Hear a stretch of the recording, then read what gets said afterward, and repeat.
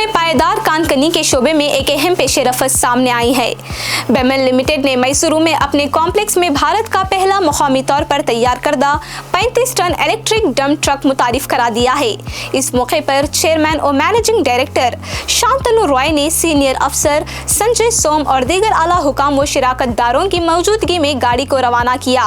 यह electric dump truck सिफर अखराज के साथ आला कारकर्दगी के लिए तैयार किया गया है और भारत के माहौलियाती अहदाफ और कार्बन में कमी के अज़्म के मुताबिक है। इस गाड़ी में परमानेंट मैग्नेट सिंक्रोनस मोटर लगाई गई है जो 85 से 90% तवानाई की कारकर्दगी फ्राहम करती है और इसे भारी कानकनी के कामों के लिए डिजाइन किया गया है।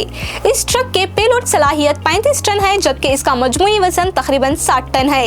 इसमें रीजनरेटिव ब्रेकिंग सिस्टम भी दिया गया है जो खास तौर पर ढलवानों पर तवानाई की बाजियाफत में मदद करता है। गाड़ी में 300 किलोवाट आवर की लिथियम आयन बैटरी निस्ब की गई है जिसके साथ जदीद liquid cooled thermal management system दिया गया है ताकि हिफाजत और पायदारी को यकीनी बनाया जा सके।